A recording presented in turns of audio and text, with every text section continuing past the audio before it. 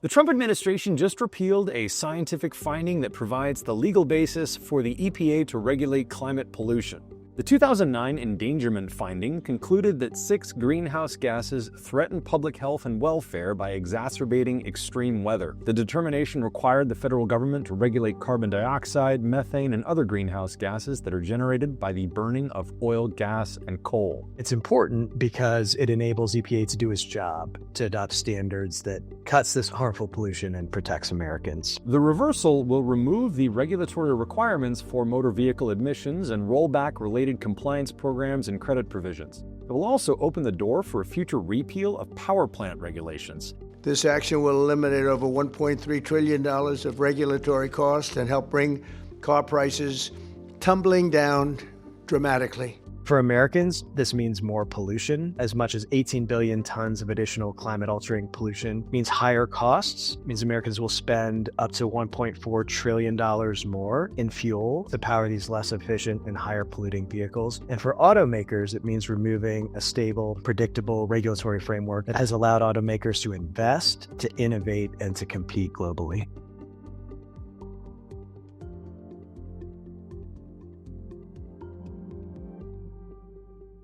The rule change will have the biggest impact on the auto industry. The transportation sector is the largest contributor of greenhouse gas emissions in the U.S., accounting for about 28% of the country's total emissions. Federal officials said that the reversal could save $2,400 per vehicle, according to the Wall Street Journal. But regulatory uncertainty can make it difficult for companies to plan and can threaten business stability. Things in the automotive industry work on like 5, 7, sometimes even 10-year timelines. You need to be able to plan things out, and when regulations change like this, it can really disrupt a lot of the plans that are already in place. In a statement, Ford Motor Company told CNBC that they have consistently advocated for a single, stable national standard that aligns with customer choice, the market, societal benefit, and American job growth. Removing these protections, the endangerment finding, clean vehicle standards, removing consumer rebates that support clean vehicles, makes it harder to compete in a world that's globally competitive, where we see companies racing ahead to build the technologies of tomorrow that save people money and cut pollution. The other issue is that automakers work across all different kinds of markets, and if those markets have different regulations, then they have to keep adjusting their product strategy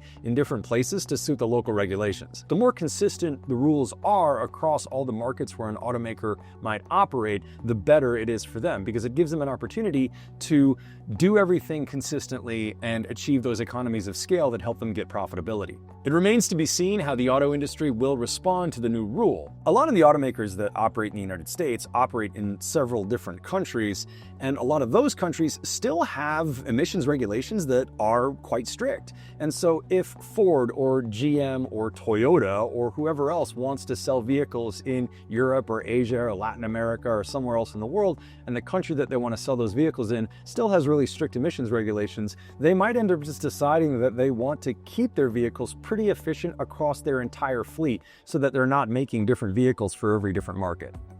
In the absence of emissions regulations at the federal level, states may step up and enact their own legislation. States have played a very important role in reducing climate pollution, including from vehicles. California has adopted standards that have cut pollution, saved consumers money. And so the role of states in a world where the federal government is not taking action consistent with law to protect people and to save people money is even greater. And so we can and would expect to see action at the state level. The reversal comes at a time when the Trump administration is facing increasing political pressure to improve affordability, including lowering energy costs for consumers. With midterms approaching, 72% of Americans rate economic conditions as only fair or poor, and 51% of Americans say they are very concerned about the price of electricity, according to a Pew Research Center survey. So we have indicated that if the administration goes forward as it has said it will, that we will plan to file a legal challenge to this action. We don't think it will hold up in court. We do have a clear legal framework here. We have a law that Congress has passed, the Clean Air Act, that makes clear that EPA has the authority and responsibility to reduce this pollution. And the science is extremely clear here as well. Climate pollution hurts people's health and welfare.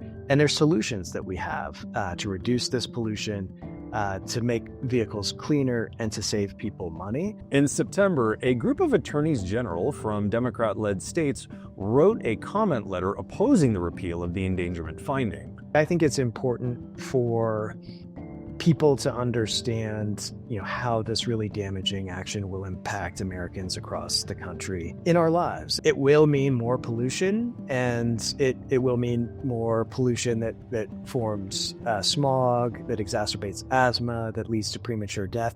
Our estimates suggest it could lead to up to 58,000 additional premature deaths by 2055. And we'll see higher costs that we're forced to pay at the gas pump and across our economy.